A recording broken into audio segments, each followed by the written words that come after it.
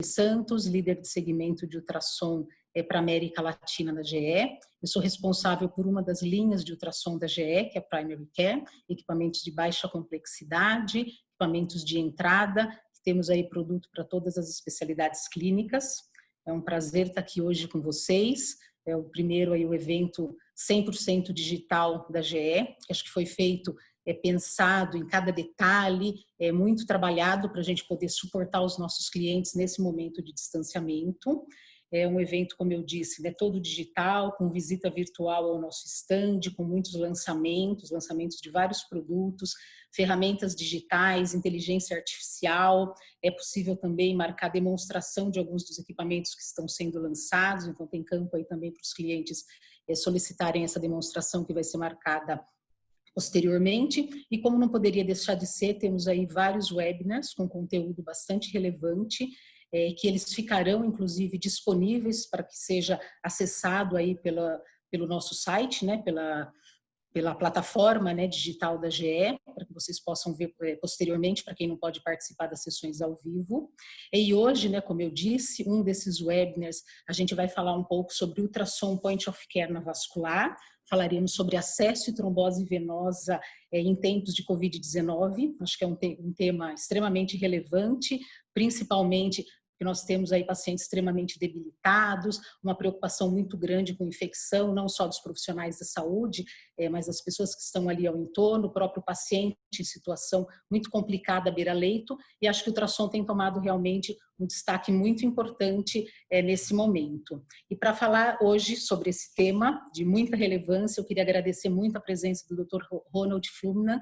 Dr. Ronald, ele é professor adjunto e supervisor do programa de residência médica e ecografia vascular com Doppler da disciplina de cirurgia vascular e endovascular da Escola Paulista de Medicina, da Unifesp, um nome aí bastante reconhecido no mercado, um grande parceiro nosso, e é com muito prazer que a gente convida Dr. Ronald para falar um pouquinho para a gente. Eu queria agradecer demais a presença de todos, acho que para a GE é um grande evento, um momento muito importante para a gente poder se comunicar e trazer conteúdos tão relevantes para os nossos clientes. Nós teremos, depois da apresentação do Dr. Ronald, aí momentos para se fazer perguntas e respostas. Eu peço a gentileza para que vocês façam realmente ali no Q&A e não no chat, porque senão acho que fica muito poluída a tela. E eu queria aí abrir para o Dr. Ronald, mais uma vez, meu agradecimento a você poder participar conosco dessa sessão e principalmente aos nossos clientes e participantes desse evento. Muito obrigada. Bom dia a todos, obrigado Marlene, obrigado Priscila, a todo o time da GE, vocês são fantásticos na organização, obrigado pela gentileza de lembrar do nome da Escola Paulista, da disciplina de cirurgia vascular, para participar desse evento. É um prazer enorme para a gente estar aqui hoje. Tá? Então, vamos lá, a ideia é conversar sobre ultrassom point of care na vascular, e nada melhor na vascular do que acesso e trombose venosa, né? Talvez seja a melhor aplicação para esse ultrassom point of care. Eu vou pedir licença para vocês, eu vou desligar o meu vídeo durante a apresentação e vou deixar ele apenas quando a gente fizer as discussões e as perguntas, tá bem? Então vamos lá. Ultrassom point of care, acesso e trombose venosa em tempos agora de pandemia de Covid-19. A ideia é a gente fazer um panorama geral do assunto, comentar sobre a importância do point of care na vascular, no acesso e na trombose venosa, o que a gente tem de evidência atual para tomada de decisão clínica, ou seja, se é efetivo, o que traz de benefício ou de risco para o paciente o uso dessas intervenções, a aplicabilidade disso. E aí, por último, a gente vai fazer alguma discussão e comentar algum detalhe a respeito do que foi apresentado. Todos os senhores já sabem, a gente tem aqui pessoas muito experientes na plateia, eu já vi até um prazer enorme contar com a presença do nosso professor titular, professor Fausto, está aí na plateia assistindo. Obrigado, professor, por assistir a aula. Então, não é surpresa nenhuma que vocês sabem que a ultrassonografia vascular é uma associação de 3 métodos. Parece algo bem tranquilo de entender isso. Então, a gente associa o modo B, a morfologia, o modo colorido principalmente para a direção de fluxo. Então, você consegue dizer, por exemplo, nessa imagem que um vaso é artéria e outro é veia, simplesmente pela direção de fluxo. E o modo espectral, que te traz dados mais detalhados, velocidade, grau de estenose, índice de resistência, enfim, uma série de outros detalhes que acabam refinando a técnica e o diagnóstico e, por fim, a tomada de decisão. E o ultrassom point of care. Point of care é um conceito, não é novo, já é antigo, mas é tudo aquilo que é feito à beira do leito ou no local de atendimento do paciente. A gente evita um pouco a beira do leito porque essas intervenções, esses exames, esses ultrassons, eles podem ser feitos, por exemplo, em ambiente pré-hospitalar. É muito comum usar isso aí para ambiente pré-hospitalar, para intubação num ambiente fora de hospital, enfim. Isso é considerado um point of care. Uma hemoglobina, um HB num paciente politraumatizado no meio da rua, num acidente de carro, por exemplo, isso te traz informação relevante, objetiva, te adiciona dado objetivo ao exame físico daquele paciente e vai ajudar bastante na tomada de decisão, abreviar o tempo de tratamento, acelerar as intervenções para tratar aquele paciente. Essa é a ideia do point of care. A gente está em tempos agora de medicina baseada em evidência. A medicina atual é baseada em evidência, mas a gente não pode deixar de lado algumas considerações, principalmente de pessoas tão influentes e relevantes para o mundo da medicina como o professor Eugene Braunwald. O Eugene Braunwald, para quem não conhece, ele é o titular de cardiologia de Harvard, talvez um dos nomes mais conhecidos na cardiologia internacionalmente, um clínico bem conceituado. E ele publicou no JAMA, agora recentemente em 2018, um artigo desse tipo: é tempo de adicionar o quinto pilar à propedêutica física habitual. Ele acha que a inspeção, palpação, percussão e ausculta, que todos nós já conhecemos bem, não é suficiente. Talvez adicionar a insonação, ou seja, o uso do ultrassom à beira do leito, no exame físico do doente, seja fundamental para que se melhore a acurácia diagnóstica de um exame físico.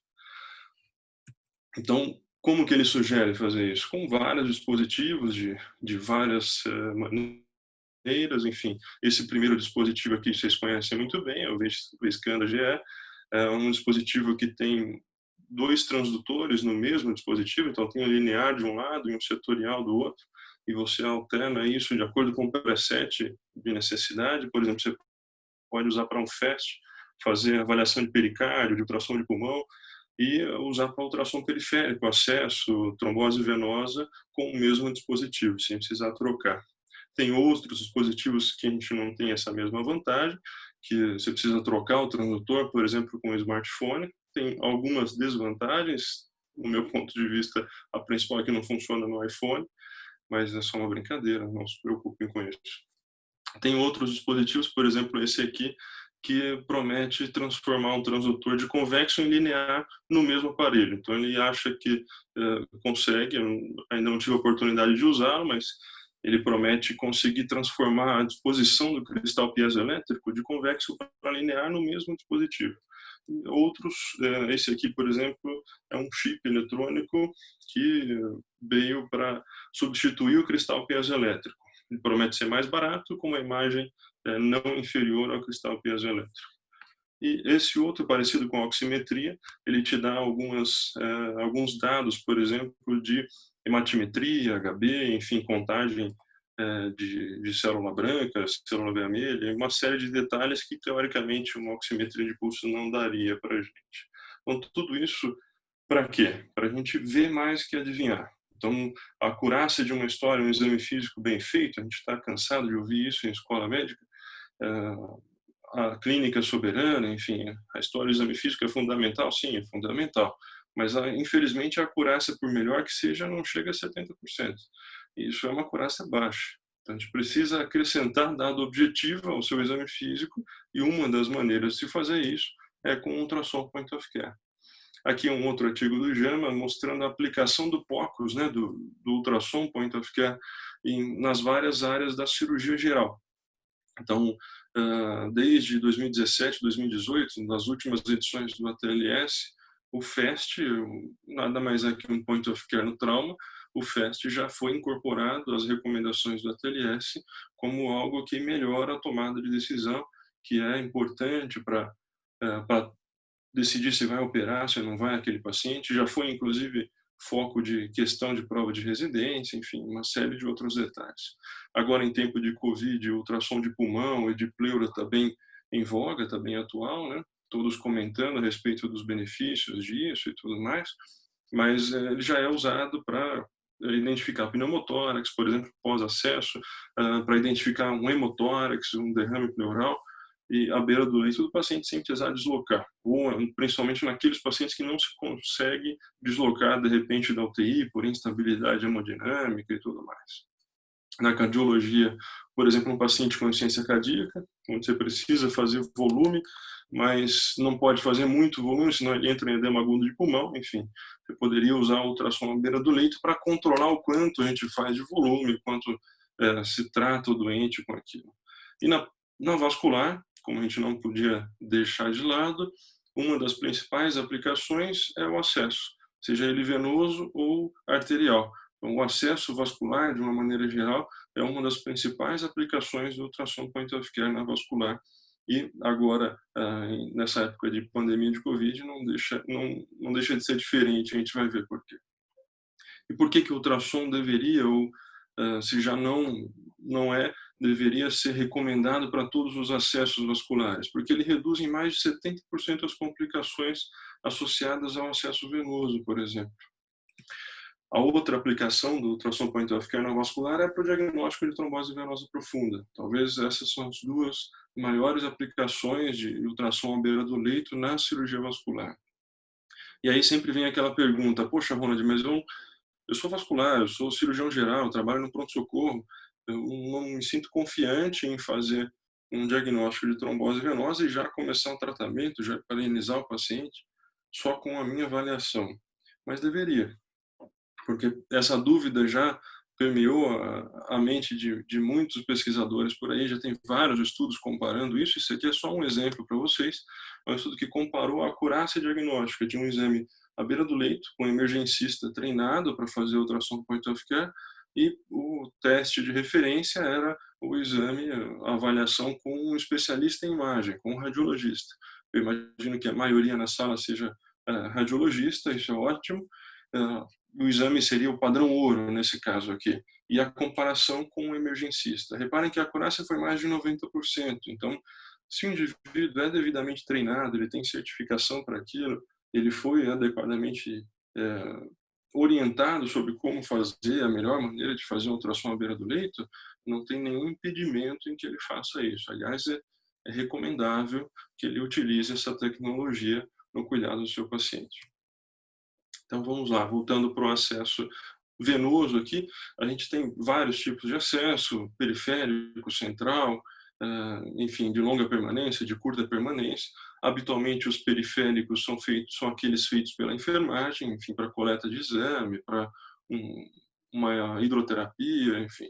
Mas a gente tem os periféricos os catéteres centrais de inserção periférica, os PICs, que também podem ser utilizados com ultrassom para diminuir hematoma local, diminuir infiltração, enfim, o erro de vaso e tudo mais. Mas a principal aplicação é no acesso central, nesse aqui, onde a gente tem complicações mais sérias, como pneumotórax, hemotórax, desvio de traqueia, enfim, óbito, e o ultrassom acaba diminuindo o risco para esses pacientes. O que a gente quer evitar são complicações desse tipo: trombose venosa central, com uma colateralização enorme de veias na parte superficial, flegmásia, pneumotórax, hemotórax, com necessidade de drenagem pleural. Tudo isso aumenta o tempo de UTI do paciente, que já não é pequeno. Agora a gente tem algumas UTIs em São Paulo, a nossa, agora no sexto andar do Hospital São Paulo, acabei de receber o comunicado que está completamente tomada por leitos com Covid positivo. Então, todos esses pacientes já têm uma propensão a ficar um certo tempo, alguns dias, em média 10 a 15 dias na UTI. Se a gente ainda acrescentar uma complicação como essa, ele vai ficar talvez 3, 4, 5, às vezes uma semana a mais na UTI por conta de uma complicação que pode ser perfeitamente evitada. E no acesso arterial? A cirurgia vascular sofreu uma transformação grande nas últimas décadas, sendo que os procedimentos abertos reduziram bastante em número e os procedimentos endovasculares tomaram a dianteira e são os mais frequentemente aplicados para tratamento de aneurisma, de obstrução arterial, enfim. E não só na vascular, mas na cardiologia ou mesmo na UTI, no intensivismo, já que os acessos arteriais, os mais frequentemente utilizados são esses, o femoral e o radial. Reparem que o radial não é só para procedimento de tratamento, mas para coleta de amostra de sangue, para medida de pressão arterial invasiva, enfim. E o índice de complicação não é baixo. Enquanto o acesso venoso é um pouquinho menor, talvez 3 a 4% de complicação, dependendo do serviço, no acesso arterial isso sobe para uns 6% de complicação. Isso é bastante, é muita complicação, e pode ser reduzido. A gente tem que lembrar também que mais da metade dessas complicações de acesso arterial, principalmente no acesso femoral, é pseudoaneurisma. Isso é bom e ruim. É bom porque é uma complicação única e a gente resolve da mesma maneira. Claro que é ruim que não gostaríamos que tivesse, mas isso aqui é um pseudoaneurisma, né? Só para lembrar, quem não está acostumado a ver, pseudoaneurisma é aquela falha na parede do vaso, onde a gente tem um extravasamento, um vazamento de sangue ali, e aí você tem uma imagem de dupla entrada, né? Ou de yin yang, ou de cul-de-sac, escolham a língua que preferirem para falar isso. Mas a imagem de vai e volta, esse azul e vermelho, na mesma região, onde você tem um orifício único de extravasamento de sangue e acaba o sangue voltando e não consegue extravasar. E isso é um problema grande, porque isso causa dor, pode ter sangramento, baixar HB, precisar transfundir, enfim. Outras complicações do acesso arterial, isso aqui é um caso, infelizmente, é um caso da nossa instituição. Tivemos um ano aí que a gente teve 3 ou 4 amputações de membro superior no ano por conta de acesso arterial de membro superior. Então, reparem que é um paciente grave, claro, tem um monte de comorbidades, tem risco aumentado para esse tipo de complicação, mas que um acesso repetido na artéria radial acaba acrescentando uma chance maior de acontecer esse tipo de complicação desagradável. A técnica para acesso com ultrassom não vai mudar da técnica de acesso normal, continua sendo a técnica de Seldinger, que nada mais é do que a punção da parede anterior do vaso, passagem do fio-guia, troca da agulha pelo catéter e, por fim, retirar o fio-guia e deixar o catéter. Olha, mas isso é simples, Ronde. Sim, é simples até a primeira pessoa descrever a técnica. E quanto mais simples, mais genial. Por isso que é feita a mesma técnica há mais de 70 anos e continua ainda em vigor, seja ela guiada por ultrassom ou não. Como é que a gente usa o ultrassom para orientar e guiar os nossos acessos? A gente tem basicamente 4 tipos de orientação com relação ao acesso, tanto faz ser venoso ou arterial. Você pode orientar ele por palpação ou por marcas anatômicas. No pulso arterial, a gente normalmente palpa o pulso e acaba orientando o local da punção. Ou a gente pode começar a acrescentar ultrassom à beira do leito. Um dos primeiros auxílios foi esse Doppler contínuo, que vocês devem conhecer, que os residentes ainda usam para fazer índice tornozelo-braço, enfim. Isso ajuda a gente a localizar o vaso, seja ele arterial ou venoso, e ajuda na punção. Mas ele não se mostrou tão benéfico quanto em relação ao benefício ao paciente, né? E aí, à medida que a gente adiciona o ultrassom em modo B, que é a morfologia, onde a gente visualiza mesmo o vaso, isso parece ter algum benefício, a gente já vai pontuar especificamente isso. E a maneira de usar esse ultrassom point of care para o acesso, a gente tem 2, basicamente. Essa primeira, onde o indivíduo vai para o setor de imagem, de radiologia, e o colega da radiologia ele identifica os vasos de interesse, a artéria e a veia. Aqui, no caso, a veia jugular é o vaso de interesse, ele identifica a artéria carótida do lado para simplesmente você evitar funcionar a artéria indevidamente. Mas isso não se mostrou tão benéfico. O que parece ter mais benefício ao doente é quando a gente acrescenta o ultrassom ao vivo, em tempo real, durante a punção, durante o acesso venoso ou acesso arterial, que é isso aqui. Tanto faz a gente vai ver o vaso transversal ou longitudinal, mas você está vendo a agulha toda entrando no vaso de interesse, na veia jugular interna e não na artéria carótida comum. E por que isso foi benéfico? Já tem revisão sistemática de ensaio randomizado, essas revisões Cochrane aqui, por exemplo, mostraram que as complicações gerais de um acesso venoso foram reduzidas em mais de 70% quando a gente acrescenta o ultrassom em tempo real à beira do leito na hora de fazer essa punção de via jugular, por exemplo. Então, é quase que proibitivo, num serviço onde a gente tem ultrassom disponível, você fazer um acesso venoso, um acesso arterial, sem ser guiado por ultrassom.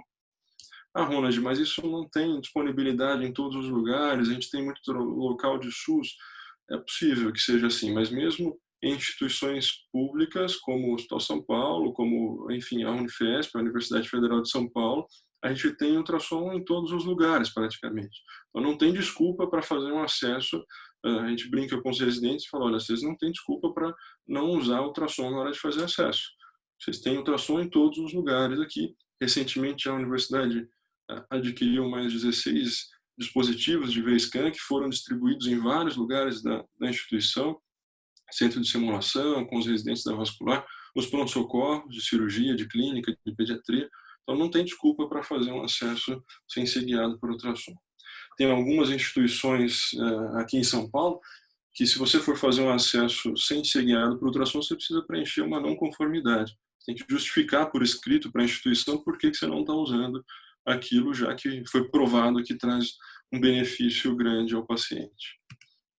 E à instituição também. Isso evita a internação, diminui custo, enfim, uma série de outros detalhes. Aqui só mostrando visualmente para vocês, claro, já conhecem isso, mas isso é um gráfico de floresta, é a meta-análise dos dados daquela revisão sistemática. Cada linha dessa aqui é um estudo individual, a estimativa de efeito, intervalo de confiança, enfim. Quando essa linha cruza, essa linha vertical, significa que não teve diferença entre usar ultrassom e não usar ultrassom. E a gente gera dúvida. Alguns trabalhos não encontraram diferença, outros encontraram, alguns até a favor, contrário a não usar ultrassom, enfim. Mas quando a gente compila todos esses dados de maneira adequada, sistemática, a gente encontra que houve, sim, uma redução de risco de 71% quando se usa ultrassom para punção de veia jugular. Então, não tem mais justificativa para fazer um acesso venoso sem ser guiado por ultrassom, se você tiver aquilo disponível. Mas e para criança? Será que vale a pena usar ultrassom também para punção arterial em criança? Normalmente os vasos são bem menores, tem uma certa dificuldade, principalmente quando é neonato, né, em UTI, neonatal e tudo mais. Será que vale a pena? Então, essa outra revisão sistemática Cochrane mostrou que você consegue acertar na primeira tentativa em quase 100% dos casos se usar ultrassom. E se reduz mais ainda, se reduz praticamente 80% a chance de complicação como isquemia e hematoma em crianças com punção arterial se você usar ultrassom. Então, não tem justificativa para não usar isso mesmo em criança. Com relação à punção arterial em adultos, aquela que eu comentei, para se tratar, enfim, aneurisma, as angioplastias de uma maneira geral, os dados são um tanto mais esparsos, mas parece também ter uma certa vantagem em relação ao uso do ultrassom quando se compara a palpação ou a técnica de marca anatômica que era o tradicional, né? E como é que a gente faz isso na prática? Basicamente, você vai visualizar a agulha de duas maneiras, in plane ou out of plane. O que seria o in plane? In plane é quando a agulha de punção está no mesmo plano do feixe de ultrassom. É simplesmente isso, ou seja, você deve ver toda a agulha durante o procedimento. Você vai visualizar a agulha toda de maneira longitudinal em direção ao vaso de interesse. E o vaso pode estar de maneira longitudinal ou transversal. Isso é indiferente. A posição do vaso não interfere, mas continua sendo uma técnica in plane, porque a agulha e o plano de ultrassom estão no mesmo plano tridimensional. Por isso chamado in plane. Essa técnica in plane é preferível em alguns guidelines de emergencistas de UTI do que a outra out of plane, que é essa aqui. Porque na out of plane é possível também, é factível usar com efeito benéfico ao paciente, mas ela parece ser um tanto inferior à in plane, porque você não visualiza a agulha toda, você vê apenas o ponto de intersecção entre o plano de ultrassom e a agulha. Então, o que a gente vai ver é esse pontinho brilhante, que é esse ponto de intersecção entre os dois planos. E o que a gente quer evitar com isso na punção arterial, nesse caso, principalmente na femoral, é o pseudaneurismo. É interessante falar isso porque o ultrassom ele foi feito para diagnóstico, ele é muito utilizado para diagnóstico, mas nessa situação aqui ele também é usado no tratamento. Não só para evitar a complicação, mas para tratar as complicações. Então, reparem que já tem, de novo, evidências de certeza moderada, mostrando que a melhor maneira de se tratar um pseudoneurisma de artéria femoral é utilizando o ultrassom, a gente vai ver como. Então, o ideal é que, de início, a gente tente a compressão com ou sem ultrassom, isso é indiferente. Se não conseguiu, na falha dessa primeira tentativa, aí sim vale a pena a injeção de trombina guiada por ultrassom. E como que é isso na prática? Vou mostrar um caso real para vocês. É uma moça de 38 anos, puérpera, ela já tinha arritmia antes da gravidez, aí ficou grávida, precisou cursar lá a gestação, teve o parto, ficou tudo bem, e aí durante o puerpério, lá 30, 40 dias depois do parto, resolveram fazer a ablação do foco de arritmia dela. Um acesso femoral direito, não teve sucesso, tentaram, a gente consegue ver o orifício de punção ali, chamaram o pessoal da radiologia para fazer o diagnóstico, identificaram um pseudoneurisma, tentaram comprimir, não conseguiram, e aí chamaram a cirurgia vascular. A gente foi reavaliar, aqui é uma sugestão de um transdutor linear, avaliando um vaso longitudinal. Então, o que a gente vê aqui é a artéria femoral profunda com um pseudoneurisma, aquela imagem de yin yang que a gente comentou com vocês, realmente um pseudoneurisma de um volume razoável, 3 centímetros de maior diâmetro. Quando a gente faz o corte transversal, a gente tem uma certa surpresa, porque ele não tem um único colo, ele tem um colo da artéria femoral superficial, como a gente chamava antigamente, né? Agora é só femoral, e da femoral profunda. Então ele tem 2 colos alimentando esse pseudoneurisma, talvez por isso o pessoal o colega que tentou comprimir antes não teve sucesso. Não foi porque ele não fez direito, claro que fez, mas tinha um colo a mais que dificultou a intervenção, por isso a gente partiu então para a injeção de trombina guiada por ultrassom com anestesia local. Repara que a gente está usando a técnica in play, a agulha toda sendo visualizada durante o procedimento. A gente entrou na região do pseudoneurisma e injetou o selante de trombina, esse aspecto hiperecogênico que os senhores estão vendo aqui dentro. Isso já oclui o fluxo no pseudoneurisma e está resolvido o problema do paciente. Então, uma cirurgia que antes a gente precisava levar ao centro cirúrgico, com anestesia geral, ou um bloqueio com hack e sedação, transfusão de sangue, um corte enorme, dreno, risco de infecção, isso tudo foi reduzido a menos de 15 minutos de procedimento com anestesia local e o paciente conversando com a gente. E o resultado disso qual foi?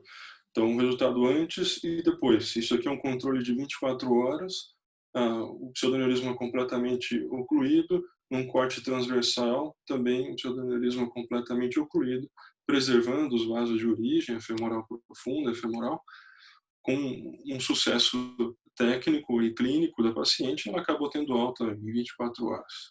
Então, com relação ao acesso, ao point of care para acesso, a gente tem que o ultrassom à beira do leito, ele identifica, ele reduz as complicações de acesso venoso e provavelmente a de arterial também, embora essas evidências do arterial ainda sejam um pouco mais restritas, que a ultrassonografia vascular, ela faz diagnóstico, mas ela também é útil no tratamento, não só para evitar complicações de um tratamento já decidido, mas como para tratar possíveis complicações futuras.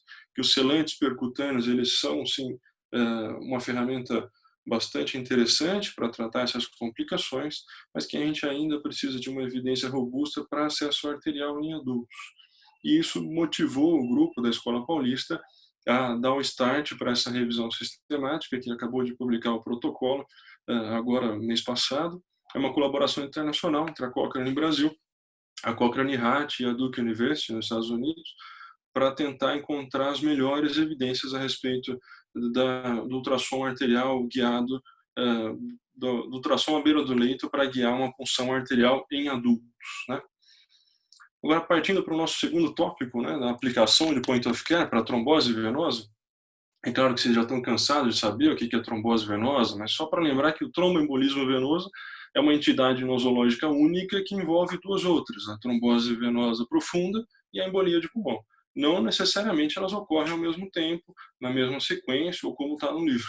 Às vezes o paciente se manifesta apenas com embolia de pulmão, ou apenas com trombose venosa, enfim. E qual a importância disso? Isso já era importante em tempos de Covid e agora ficou mais ainda. Então, já era a terceira causa de óbito cardiovascular no mundo.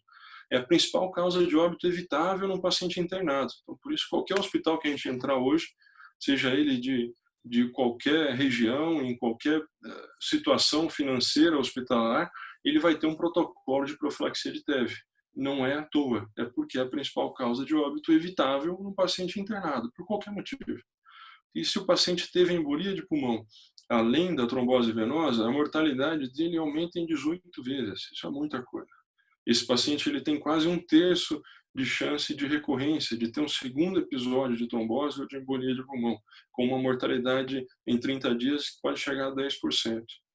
Então, isso é bastante relevante atualmente, por isso que é tão estudado e por isso que a gente precisa acrescentar detalhes como ultrassom para melhorar o tratamento desse paciente. Com o envelhecimento populacional, isso tende a ser ainda mais relevante. Esse aqui é um dado interessante de 3 hospitais da Alemanha, agora em abril, né? Eles publicaram a incidência cumulativa de episódios trombóticos em pacientes com Covid internados em UTI. Então, eles pegaram 3 hospitais da Alemanha, pacientes com Covid confirmado, com um teste de PCR confirmando o Covid, e acompanharam esses pacientes com relação às complicações trombóticas, sejam elas venosas ou arteriais. Então, eles viram um desfecho cumulativo de embolia de pulmão, TBP, infarto do miocárdio, acidente vascular encefálico cerebral e a embolia arterial de membros inferiores. E compararam isso e acharam essa incidência altíssima de 31% de eventos trombóticos em pacientes com Covid. E aí sofreram algumas críticas, algumas discussões a respeito da metodologia, e aí o mesmo grupo repetiu esse estudo e continuou acompanhando esses pacientes. Foram quase 190 pacientes nesses 3 hospitais, e aí eles republicaram isso na mesma revista, agora pouco tempo depois, 20, 30 dias depois, falando, olha, realmente a gente não estava tão certo naquilo lá, não é 31%, é 49% de evento combinado em paciente com Covid. Ou seja, quase metade dos pacientes graves com Covid vão ter complicação trombótica, seja ela arterial ou venosa. E qual a principal complicação trombótica desses pacientes? Quase 90% dessas complicações foram embolia de pulmão. Então, são microtromboses ou tromboses grandes nas artérias pulmonares.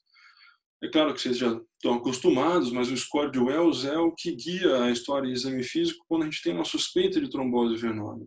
A maioria dos pacientes que a gente atende acaba chegando com tromboembolismo com uma trombose de membro inferior. Não vou me ater aqui a esse critério, mas o que é importante disso? Que ele te dá 3 scores: baixa probabilidade, moderada ou alta probabilidade de o paciente ter trombose venosa. E o que eu quero dizer para vocês é que isso vai ser um diferencial na tomada de conduta. Então, um paciente que tem baixa probabilidade de trombose, você pode usar, de repente, o dedímero para descartar a trombose e dar alta para o paciente. Mas o que chama mais atenção é que em qualquer etapa desse processo de diagnóstico de trombose venosa profunda, o que é decisivo para o diagnóstico é o dúplex venoso. Então, não tem nenhuma outra maneira de confirmar a trombose venosa, pelo menos de maneira barata, rápida e factível e acessível para todos os cenários, que o dúplex venoso. Ah, mas a flebografia é o exame ouro, claro, mas ninguém vai fazer uma flebografia em situação habitual para fazer confirmação de trombose venosa profunda, claro, só em exceções, né? Então, o dúplex é o papel central para diagnóstico de trombose venosa. E por que ele pode ser feito por qualquer indivíduo treinado e certificado para fazer isso? Porque, teoricamente, a técnica é essa aqui. O que te dá acurácia no diagnóstico de trombose é a diminuição de compressibilidade ao modo B. É esse teste simples. Aqui uma veia poplite em córtex transversal, artéria embaixo, a veia em cima. O que a gente tem, na hora que comprime com o transdutor, a veia fechou, ótimo. Então, a veia não tem trombose, ela não tem nada impedindo a compressão. Por outro lado, nesse outro paciente, na mesma região, a hora que a gente comprime a veia, ela não colaba, porque tem um material hiperecogênico lá dentro, é um trombo dentro da veia apoclítea, por isso que ela não incluiu. Esse teste, apesar de ser o teste de maior acurácia diagnóstica, não pode ser feito indiscriminadamente para todo mundo, é claro. Por exemplo, nessa situação, o paciente é uma veia femoral na região da coxa e um trombo flutuante.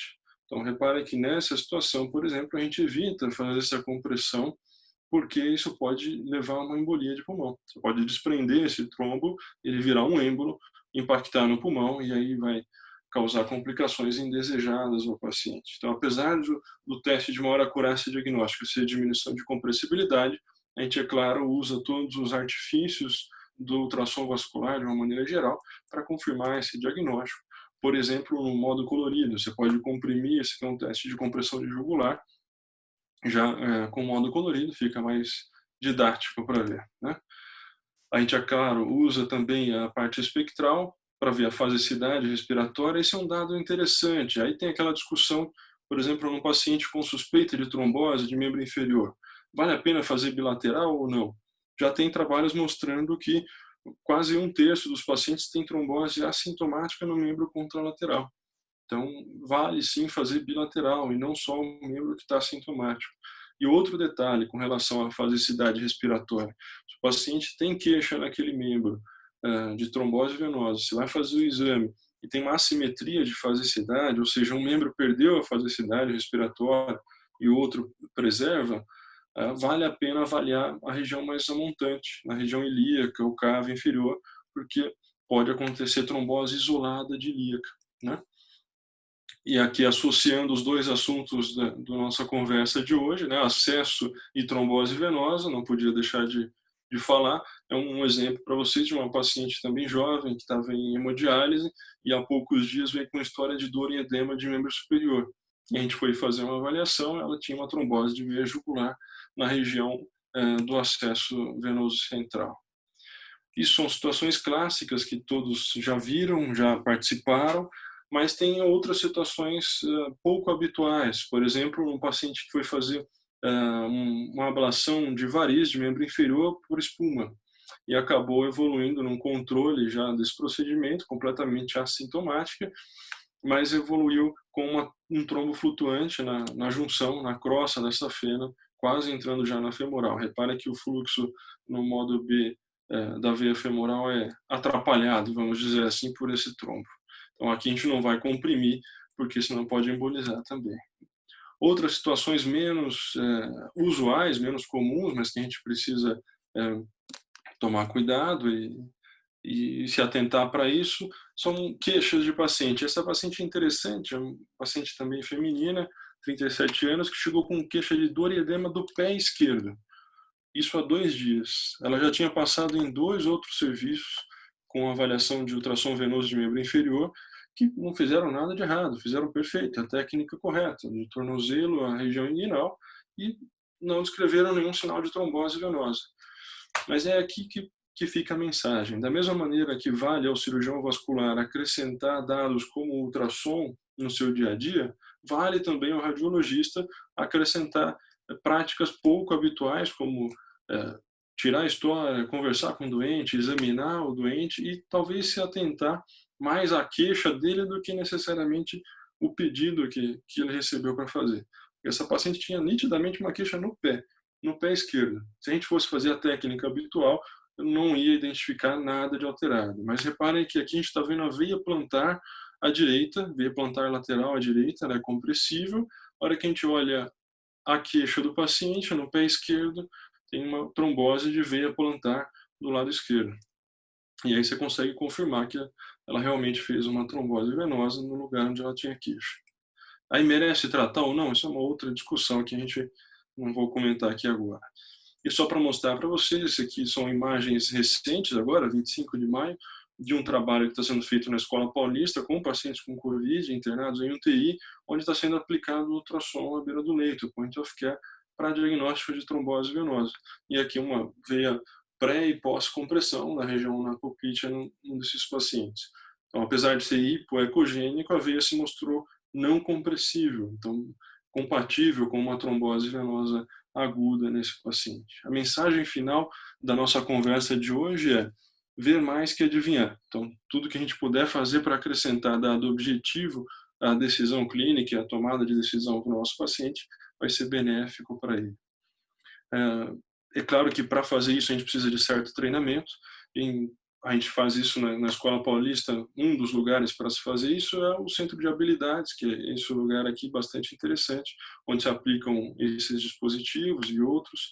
Um espaço vai ficar agora em torno de uns 500 metros para uso de simulação e habilidade, bem interessante para graduação, para residência, para pós-graduação e para treinar os futuros médicos tomadores de decisão clínica. A ideia é sempre melhorar. Então, se a gente pudesse, com uma certa ousadia, melhorar o Rembrandt, a gente talvez faria a aula do professor Tupi agora com ultrassom à beira do leito, né? Então, eu agradeço, muito obrigado e estou aberto à discussão, às perguntas que vocês quiserem. Dr. Ronald, super obrigada. Excelente realmente aí a aula, os esclarecimentos. Temos aqui algumas perguntas que eu vou direcionar para o senhor aí para a gente poder, o senhor poder fazer os comentários. Bom, a primeira dela, quais são as chances de uma trombose venosa ou embolia pulmonar tornar um paciente asmático? Uma pergunta difícil essa. Em números, eu não vou saber dizer para você, mas uma complicação importante, talvez uma das mais relevantes da embolia de pulmão, e não da trombose, é a hipertensão pulmonar. E aí sim, a hipertensão pulmonar pode ter alguma relação com o paciente asmático, enfim. Outra questão que a gente precisa lembrar é que o paciente de base asmático, ele tem mais risco, claro, de complicação pulmonar, de complicação respiratória. Se esse paciente ele tem já COVID, se ele está com dificuldade respiratória por causa disso, acaba piorando essa queixa, pode piorar o risco e tudo mais. Agora, trombose venosa e asma, não me lembro de nenhuma relação causal. Talvez o mais próximo disso seja a embolia de pulmão, complicando com a hipertensão pulmonar. Perfeito. Tem mais uma pergunta aqui, aliás, aos participantes, se quiserem fazer, tem aí o espaço de perguntas e respostas, o Dr. Ronald vai estar aqui disponível para responder, tá? Próxima pergunta, Dr. Ronald. Pacientes com TVP, sempre usado como tratamento preventivo o filtro de veia cava? Pacientes com TVP sempre usar o filtro? Não. Isso é interessante. O filtro de veia cava, ele tem indicações bem específicas, né? Quando começou, a gente acabava indicando para todo mundo, mas que hoje em dia não se indica mais, né? A indicação de filtro de cava hoje é basicamente secundária. Então, é para profilaxia secundária. A gente não tem indicação nenhuma de filtro de veia cava para profilaxia primária. Ou seja, o paciente que nunca teve trombose, nunca teve embolia de pulmão, é contraindicado. Mais que não é indicado, é contraindicado usar filtro de cava. Você pode aumentar a mortalidade desse paciente e aumentar o risco de complicação desse paciente. Então, o ideal é que não use isso como profilaxia primária, a não ser secundária. A gente teve recentemente um caso de COVID positivo, a paciente ficou 45 dias internada no hospital, ficou um monte de tempo na UTI, fez profilaxia para trombose, como todo paciente faz. Ela teve um sangramento abdominal grande, quase mais de meio litro de sangramento, precisou ser reentubada, ficou na UTI, e aí suspendeu a anticoagulação. E aí ela fez uma trombose venosa. Aí voltamos com a anticoagulação. Aí essa trombose venosa complicou com uma embolia de pulmão. E aí só nesse momento, depois que ela fez a embolia de pulmão, mesmo sendo anticoagulada, foi que a gente passou o filtro de veia cava para uma profilaxia secundária, ou seja, para que ela não tenha outros episódios. Dr. Ronald, temos mais uma aqui. Com que frequência se repete o duplex no acompanhamento de pacientes com TVP? Essa pergunta é interessante, né? Eu acho interessante isso aí porque as pessoas tem alguns indivíduos que advogam economizar no ultrassom no diagnóstico, né?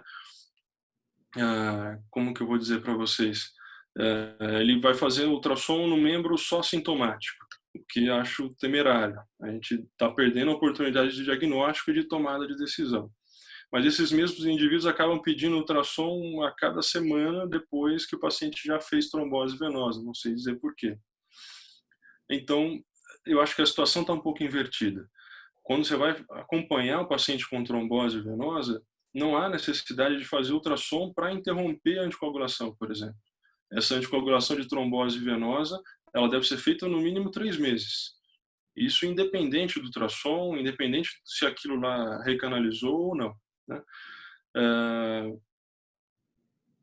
Que mais?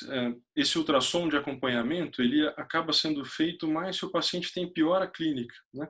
Então, se ele tem queixa de edema, de dor, enfim, de membro inferior, você acaba repetindo o exame de ultrassom para ver se ele não fez uma retrombose, se aquilo é uma síndrome pós-trombótica, se ele teve alguma lesão de válvula depois da trombose, mas não é usado para, de repente, decidir se vai parar a anticoagulação ou não.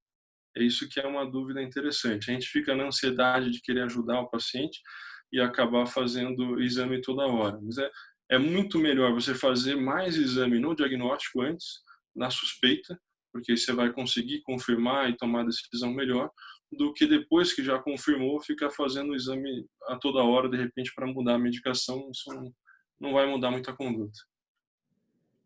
Perfeito. Bom, temos várias perguntas aqui. Paciente com clínica clássica de TVP, porém com achado negativo ao ultrassom. Repetir em quanto tempo? Repete, por favor, Marlene, desculpa. Paciente com clínica clássica de TVP, porém o achado negativo ao ultrassom. Então, em quanto tempo deve se repetir? Bom, teoricamente os guidelines falam em 12 horas. Você deve repetir em 12 horas. Mas é difícil saber, né? Só o dia a dia. Esse último lá, essa imagem de point of care que eu mostrei para vocês do V-Scan, desse trabalho que a gente está fazendo na Escola Paulista, foi uma situação assim. A gente fez o exame num dia, o V-Scan mostrou que tinha trombose, aí foi confirmar com o exame habitual, detalhado, com outro colega, e ele não viu trombose. Ele achou que não tinha, que a gente estava enxergando demais. Aí ficou aquela dúvida, a gente decidiu confiar no exame padrão, né, que é o ideal, e aí repetiu o V-Scan no dia seguinte e confirmou a trombose, realmente tinha trombose, o V-Scan estava certo. Então, enfim, não tem uma regra, os guidelines falam em 12 horas, você confirma ou repete isso aí, mas você pode fazer isso a qualquer momento que você achar que é pertinente. Dr. Ronald, estão perguntando aqui também quais são os modelos dos transdutores para a ultrassonografia pulmonar. Então, o clássico descrito para ultrassonografia pulmonar é o ultrassom convexo. Por quê? Você imagina num ultrassom, numa sala de trauma, num ponto-socorro, que você vai ter dispositivo com um transdutor linear e um convexo. E aí acaba que o convexo é usado para transdutor de pulmão. Mas no caso do V-Scan, que ele tem o setorial para isso, foi feito para isso, você pode muito bem usar o transdutor setorial que ele tem para fazer ultrassom de pulmão, não tem problema nenhum. A gente teve até um workshop há pouco tempo com os residentes, com uma cardiologista da Escola Paulista, a doutora Amanda, que treinou eles nisso, no ultrassom de pulmão, de coração, enfim, com o V-Scan, com o setorial do V-Scan. Muito bom. Há indicação de segmento sob o ponto de vista vascular para os pacientes após Covid? Manter profilaxia? Por quanto tempo? É uma dúvida muito pertinente. Ninguém sabe ainda. Essa é a verdade. O que a gente sabe é que, independente do paciente ter Covid ou não, se ele está internado na UTI, ele tem algumas outras comorbidades, até a própria intubação, isso já é fator de risco. Você vai fazer Caprini, vai fazer Rogers, uma série de outros scores, isso já é fator de risco para profilaxia de trombose. Então, você já vai fazer profilaxia medicamentosa, independente de ter Covid ou não. Você já faria. Mas esses pacientes parecem ter uma propensão maior à trombose. Só que ninguém tem evidência robusta ainda. O nosso grupo está fazendo uma revisão sistemática com a Cochrane Austrália, com a Cochrane geral também, para tentar responder essa pergunta. Eu te falo em breve, espero. E aí a gente vai tentar responder isso aí. Tem outros trabalhos primários, tem o Renato Lopes, que é titular de cardiologia lá da DUC, que está fazendo 3 ensaios clínicos um em ambiente pré-hospitalar, se vale a pena anticoagular o paciente antes de internar, outro em ambiente hospitalar, se vale a pena o paciente ser anticoagulado pleno durante a internação, e outro pós a alta do paciente, que é justamente essa sua pergunta. Será que vale a pena manter essa anticoagulação pós a alta dele? Ninguém sabe ainda. Bacana. Ao diagnosticar um pseudoaneurisma de artéria femoral ao Doppler, o senhor documenta com o Doppler espectral? Se sim, coloca-se o volume de amostra, o volume da amostra apenas no colo da pseudoaneurisma ou também à luz do pseudoaneurisma? Quando é assim, eu costumo documentar meio didático, sabe? Esse caso que eu mostrei na aula é um caso que a gente publicou na revista da MB. Se vocês quiserem buscar o artigo depois lá, está lá publicado. Mas eu costumo documentar de maneira didática. Então, eu sei que é óbvio isso, mas eu coloco o espectral no azul e no vermelho. E aí a mesma imagem colorida em modo B, eu mostro o espectral de um lado da curva e do outro lado da curva, para mostrar que no mesmo espaço, na mesma lesão anatômica, você tem fluxo bidirecional, para um lado e para outro. Mas é uma questão minha, não precisa ser assim. Não tem sentido. E essa de medir no colo do pseudoaneurisma, pode medir também, não vejo problema, mas aí no colo você vai ter uma direção só, não vai te confirmar se é pseudoaneurisma ou não, né? A ideia de mostrar o fluxo bidirecional na mesma região é para confirmar, então, que é um pseudoaneurisma, que não é uma fístula, por exemplo. Qual a distância proximal de um trombo na safena magna ou parva para veias profundas? O senhor utiliza para definir trombose venosa profunda? Sim. Na verdade, não é para definir, mas para definir a conduta. Então, o que a gente descreve, você vai fazer um exame e vê uma trombose de safena. O que você precisa descrever é a distância que ela está da junção. Teoricamente, na prática, o que a gente usa na escola paulista é 5 centímetros. Então, se ela estiver a mais de 5 centímetros da junção safeno-femoral, teoricamente estaria autorizado a tratar com uma tromboflebite superficial. Não necessariamente envolve parinização nem internação, então isso acaba sendo um tratamento mais brando. Se esse trombo já avançou para menos de 5 centímetros da junção, aí sim vale a pena tratar como trombose venosa, e aí vale a pena anticoagular o paciente. Se vai internar ou vai tratar em casa, aí já é uma outra questão. Tem uma outra pergunta aqui, se no seu serviço tem laudo de exame point of care ou se vocês fazem registro dos achados no prontuário na evolução? Essa é uma dúvida interessante, porque a gente não tem nenhum modelo de point of care, mas a gente acaba usando os modelos diagnósticos de laboratório mesmo, que a gente usa, tem um setor de ultrassom vascular na Escola Paulista, que é chamado de laboratório de fluxo, e lá tem alguns modelos, a gente acaba usando esse modelo de ultrassom venoso mesmo. Como o ultrassom point of care, às vezes, é um exame reduzido, né, vamos dizer assim, você acaba fazendo não a avaliação completa, até porque não dá, porque o paciente está na UTI, então você faz em 2 ou 3 pontos, femoral, pulpite, você acaba resumindo esse laudo, mas não tem um modelo específico. Tá, perfeito. Qual é a distância entre o transdutor e o ponto de entrada da agulha na pele, na técnica Implane? Tá. Isso é interessante, né? Não tem receita de bolo isso aí. Mas, para quem tá começando a fazer punção guiada, se quiser uma receita de bolo, é matemática. É só você fazer um triângulo equilátero, né? Então, se você quiser, é possível para quem está começando. Eu acho que dá mais trabalho, mas, enfim, é possível. É matemática. É só você medir a distância da profundidade do vaso, onde você quer funcionar. Não na parede do vaso, mas o ponto onde você quer que chegue a sua agulha.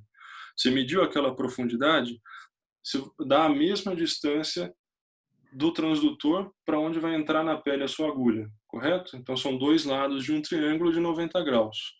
E aí você angula 45 graus a sua entrada de agulha, você vai fazer um triângulo equilátero, teoricamente você vai acertar aquele ponto que você queria. É uma maneira de se pensar de fazer essa punção guiada. Não faço isso direto, acho que você fazendo ao vivo ali. Essa paciente do filtro que eu comentei, por exemplo, foi uma paciente difícil, uma paciente obesa, que o acesso de veia femoral dela deu trabalho, guiado por ultrassom, no ambiente de hemodinâmica, mas deu trabalho. Então a gente precisou usar uma agulha longa, porque não chegava na veia. Então, essas adaptações de acordo com o paciente são importantes. Doutor, tem uma pergunta aqui bastante interessante. Gostaria de saber sobre linhas de pesquisa sobre ultrassom point of care e Covid-19, pelo fato de uma alta incidência de eventos tromboembólicos nestes pacientes. Acho que falado muito disso, né? Como é bem interessante isso. Como o Covid é uma doença há pouco tempo, assim, a gente teve em poucos meses essa pandemia, então não tem muita pesquisa específica com Covid. A gente pesquisou um pouco para fazer esse bate-papo hoje e não vi nada muito assim relevante para mostrar para vocês, por isso que eu não trouxe aqui.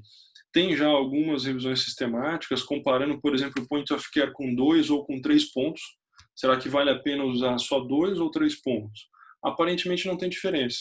Então, o diagnóstico de point of care para TVP com 2 ou 3 pontos é o mesmo, a acurácia, né? 2 ou 3 pontos significa V femoral e poplite ou V femoral, poplite e tibial posterior. Então, parece que não faz diferença, tanto faz você fazer 2 ou 3 pontos.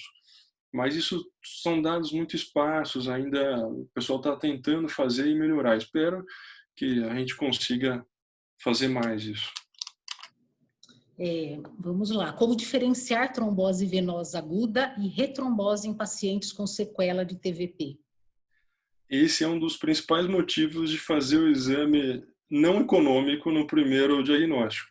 Porque imagina, se você fizer, o paciente tem queixa em edema em uma perna, você examina só aquela perna, tem trombose, ótimo, você começa a tratar.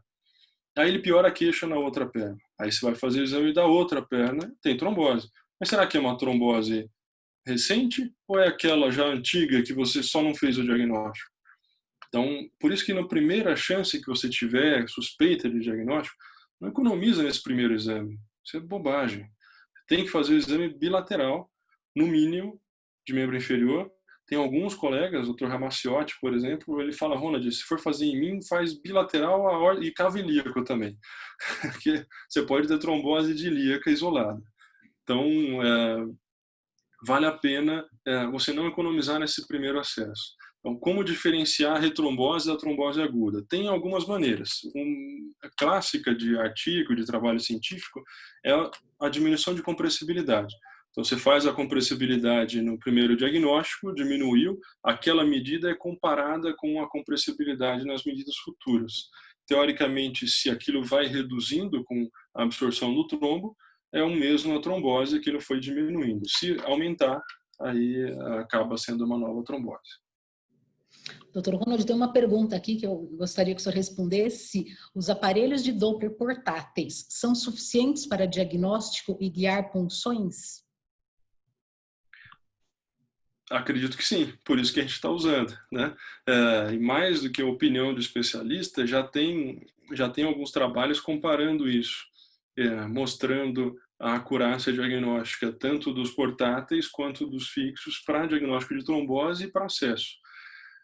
Tanto é comparável que já se usa na prática. A gente pode refazer e reanalisar isso aí, é benéfico que se reavalie, mas já tem alguns trabalhos comparando isso e a acurácia é muito próxima, para não dizer a mesma.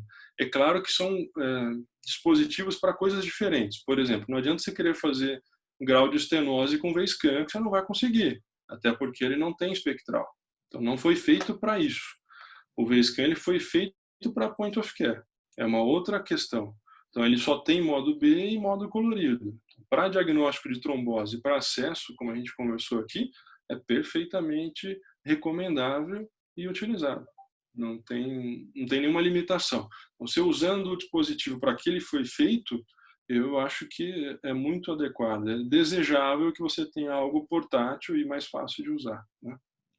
Doutor, a gente está acabando aqui o nosso tempo, mas acho que tem uma pergunta aqui interessante, perguntando, na verdade, sobre esse, né, em tempos de Covid e segurança do paciente, com relação ao equipamento utilizado, a questão da contaminação, como é que está sendo feito, acho que até a própria questão de descontaminação, quer dizer, o ultrassom traz uma facilidade nesse aspecto, né?